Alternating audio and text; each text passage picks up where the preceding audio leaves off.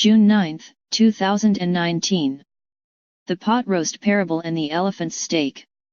Donna Steckal, PhD, and licensed Unity teacher. Given at Unity of Payson, Arizona. Good morning. Good morning. Good morning. My name is Donna Steckal, and I am licensed as a Unity teacher. And the title of my talk today is The Pot Roast Parable and the Elephant's Steak. The theme for June is letting go. And the affirmation is, I let go of any concern and allow good to unfold in my life.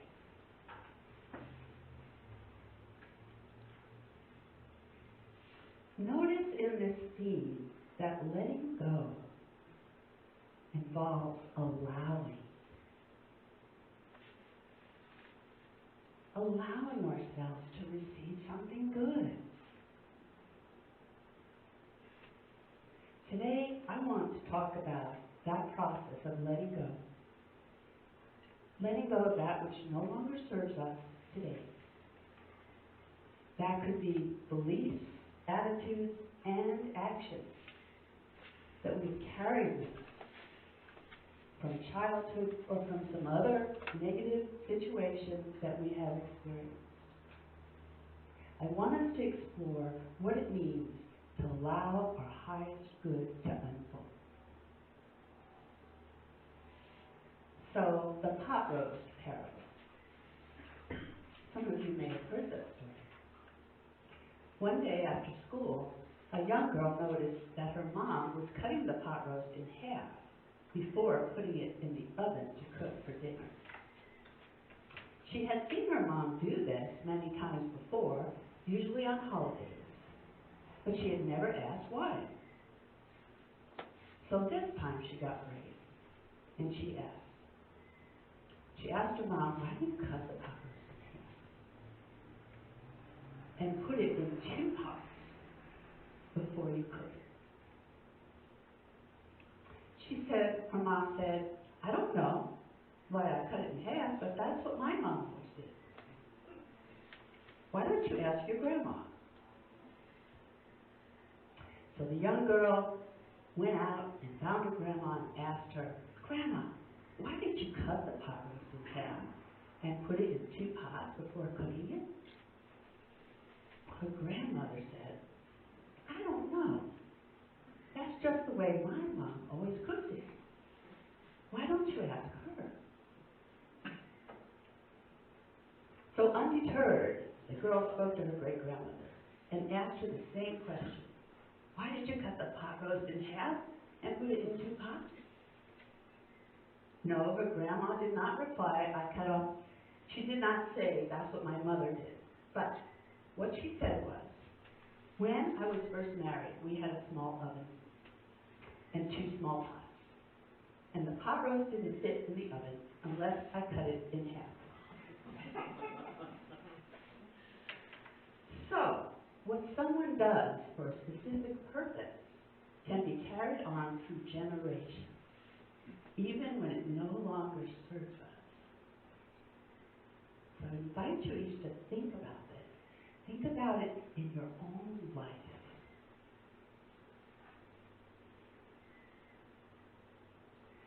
Let's carry that thought out of it. There are certain ways of reacting. There are certain ways of dealing with fear, like fear of the future, of the unknown, or ways of dealing with regret. They're automatic reactions, some of them from emotional memories that get caught in our system, that we replay when we have a similar cue in our experience. But some of these are learned behaviors that we just never question and that we continue to display in certain situations. For example, if you were taught to always answer the phone when it rings, because that's what your mom always did, you might get yourself in an accident on the freeway because you have to answer the phone. if you get a message. Now, that might not be true for any of you in here, but it's an example of something I heard recently. So, what happens is we get into a fight or flight reaction when there's a trigger from the past, and it's very automatic, and so we don't even realize that's what's happening. We just react, right? So,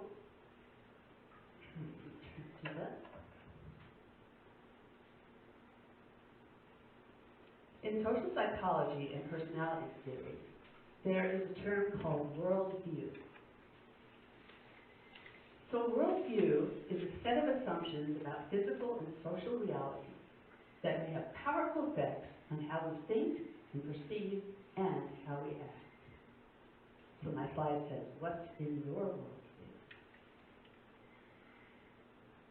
I've heard it said, if you ask someone what their worldview is, it would be like asking a fish how wet the water is that they are swimming in. Think about that. We're swimming in the water. If somebody says, what's your worldview? Well, we're in it. So it's hard to see it. It's hard to say what it is. Because we live from it. We automatically react from it. If we don't stop to question our values, to see if they're in line with our deepest intentions and highest wisdom. That's from Robert Brummett's terms from Living Originally, a book that he wrote. He's a Unity minister. We are like this fish. If we don't stop and identify what our true values are in the situation, if we just react the way someone taught us to react, or because we experienced something negative in the past that is similar. So how do we get out of this dungeon of doubt?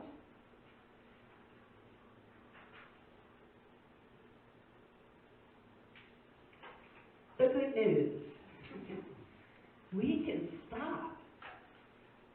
We can remember, we can imagine, and we can learn from our experiences.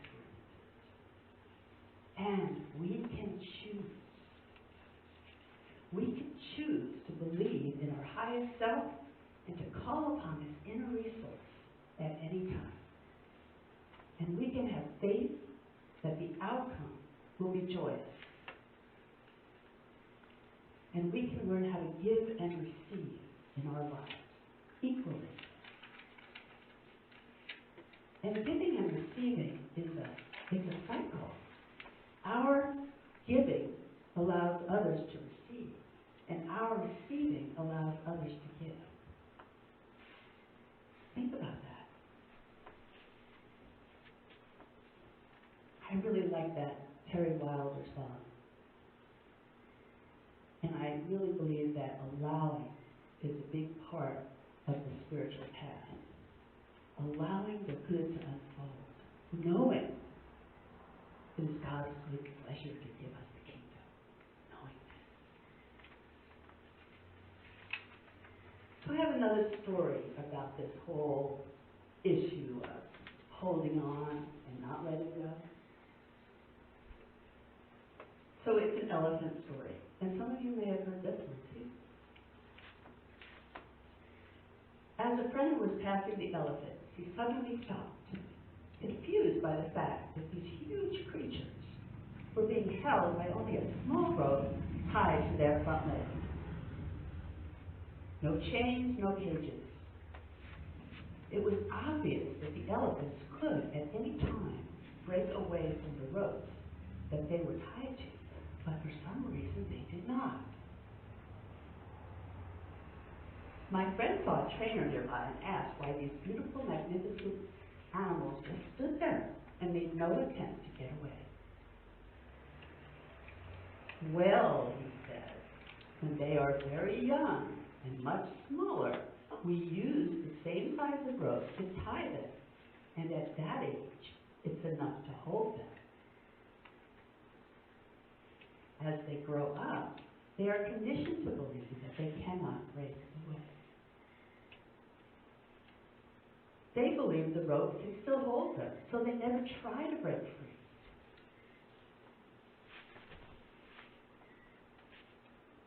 My friend was amazed. These animals could at any time break free, but because they believed they could, they were stuck right where they were. Like the elephant, how many of us go through life hanging on to a belief that we can't do something simply because we failed at it once before? Or how many of us are being held back by outdated beliefs that no longer serve us? Here's another couple of questions for you to think about. How many of us have avoided trying something new because of a limiting belief? Anybody?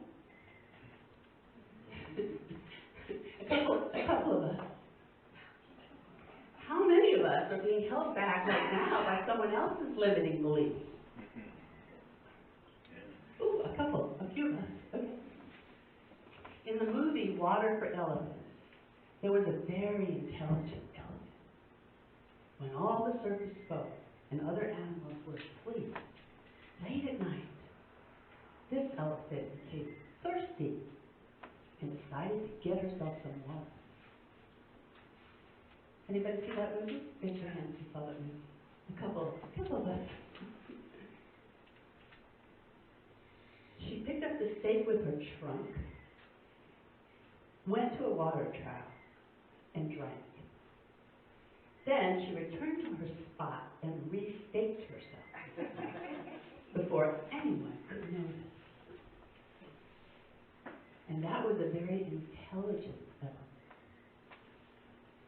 But she still staked by day.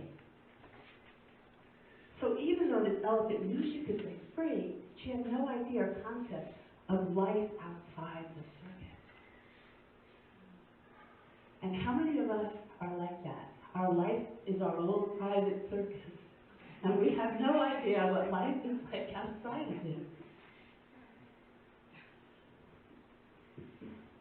How many of us have the wisdom and know what is ours to do, yet we hide this truth during daylight and allow others around us to control our show? How about that one? If so, we're like the elephant, aren't we?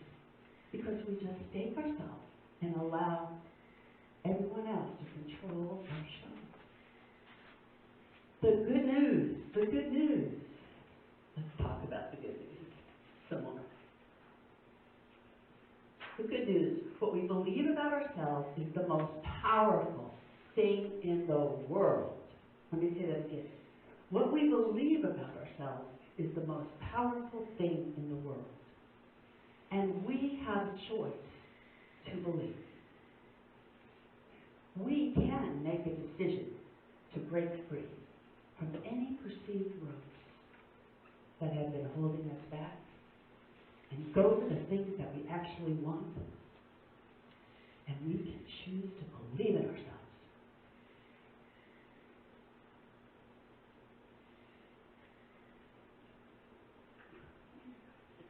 How can we set ourselves free? What are some ways to break out of the past molds, set ourselves free today, right now? Right here, right now. And that's what we're doing when we come here. We're experimenting with freedom, aren't we? When we come to the service and we commune with our fellow friends in this community and we have fellowship. It's a new feeling to be accepted and to see smiles and to be hugged and loved. For some of us, it's very new. Some of us are uncomfortable with being hugged because we're not used to it. In graduate school, I went to a school that would emphasize humanistic psychology, which was personal growth. And one of my classes, we had to hug as part of the grade whenever we left the class. So, that was uncomfortable at first for me, because I didn't even make eye contact, let alone touch someone else. And I got used to it. I kind of liked it. And I got an A in the class. So, monitoring our thoughts is one way we can find out what we're really thinking. So, and monitoring what we say. Now, we do that in unity to a certain extent. We monitor, we try not to say too much, predict too much negativity in our lives, right? But sometimes we really have to acknowledge sad feelings or fearful feelings and not pretend that they don't exist. But how do we do that and still keep our expectancy high and still project a miracle instead of doom into the future? So how do we see, these thoughts are often automatic, and it's hard to catch them. They come fast, they go, right? So one of the ways we can tell we're having a negative thought is that we are going to feel anxious, angry, depressed, or some combination of the three. Let me give you an example of thoughts that can exacerbate these negative feelings. The thought, I will never have enough. That stirs all kinds of emotions.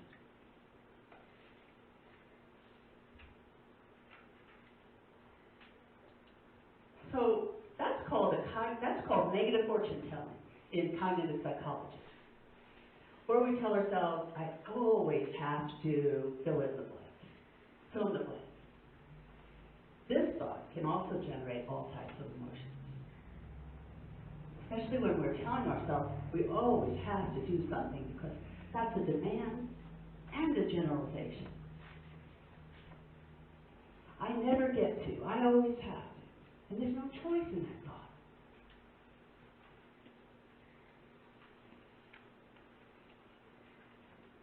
So in unity, we can use denials and affirmations to help guide our way.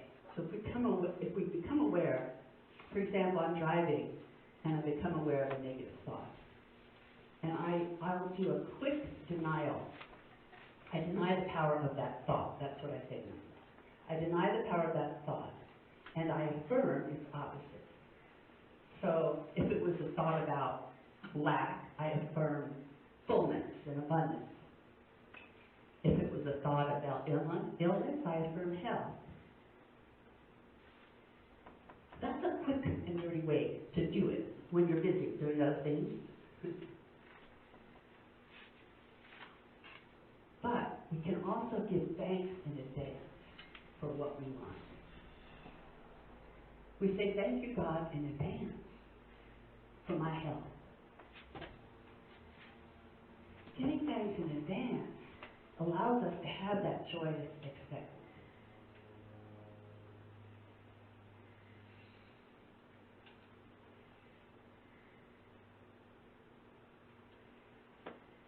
And then there is our wonderful imagination, which we talked about last month. It was our theme. But it fits with letting go, too, because if you want to let go of something, it's important to replace it with something else that you want to bring in. So instead of thinking about what you don't want, think about what you do want.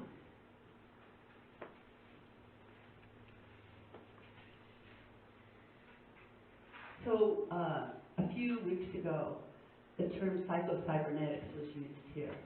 Betty used it, and John Strickland, I think, used it. And anybody know the term? Raise your hand if you've heard psycho-cybernetics. About 88 people. So psycho is the mind, cyber is virtual, and netics is movement. So it's about imagining what you want in such a way that your mind believes it's already happened. So it's a virtual reality that you create. And Maxwell Maltz, who wrote this book, was a plastic surgeon who helped people when they had burns and restored them to their beauty, but they didn't feel beautiful inside. So the outside fix didn't work for them. And so he asked himself, what is going on here? How can I help people? And he realized that we have to change from the inside out. That's where true change comes from. So he wrote this book, and he talks about using our imagination to imagine what we do want fully, using all of our senses.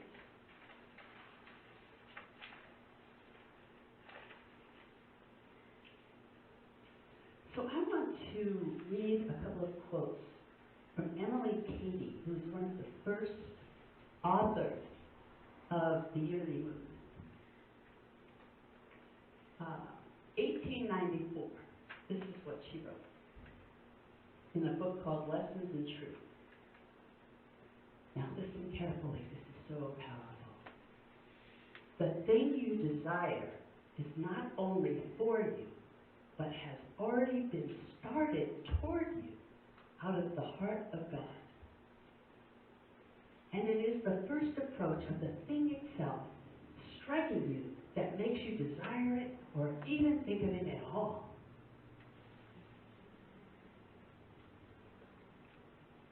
She also said, desire in the heart for anything is God's sure promise sent beforehand to indicate that it is yours already in the limitless realm of supply. And whatever you want, you can have for the taking. So she does go on to explain that if it's true desire, it won't be covetous. It won't be wanting what somebody else has. It will be wanting it for you. And that's different. It's different because it's from you and for you and comes through you. And of course, in Mark 11:24, we read, all things whatsoever ye pray and ask for, believe that ye receive them, and ye shall have them. Right?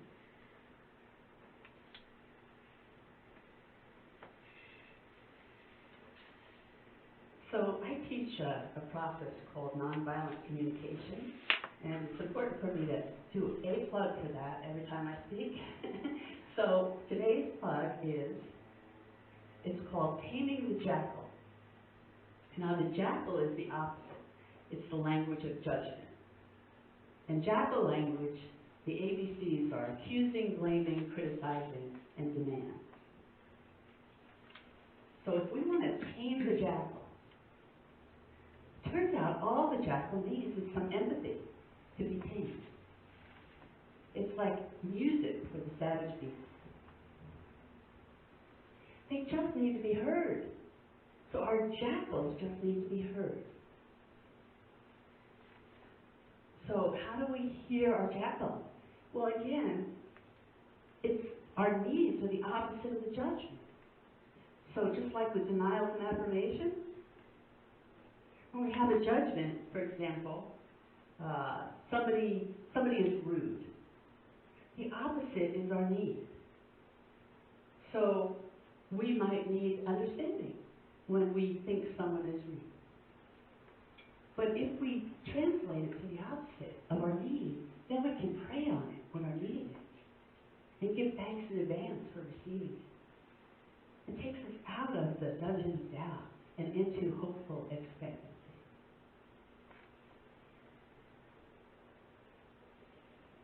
So remember, our needs and our values are always the opposite of the judgment.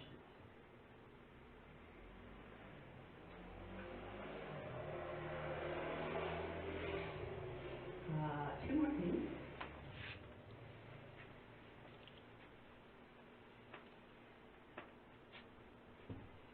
So, I have this slide that many of you have heard the saying, learn from the past, live in the present, and create your future. It's a nice place to land in the present. It's nice to be able to learn from the past and not stay in the past with regret, but learn from it, really learn from it. And imagine what you do want in your future. But this is the place where we live, in the present. And I'm just going to move. What shall I choose to do? We can exercise our ability to choose. Think of the have-tos in your own life. What is it that you think you have to do? What if instead you replace your have-tos with choice language? So, for example, I choose to speak at Unity of Payson because I value teaching and helping and contributing and following a positive path to spiritual living. So the more we know our higher self and our values, I think our higher self and our values are intricately related. The easier it is to live in integrity and harmony with them. So I have placed a review sheet of these points in the back of the pews, and there's some on the shelf that you can take with you just to review them. And to reflect on how each of these tools can help you let go of what no longer serves you and to express your highest and best self. And so, will you join me in a prayer?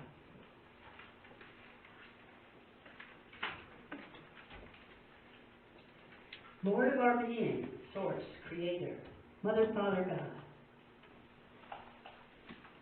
I am the image of the divine, and I have an infinite resource to call upon within me.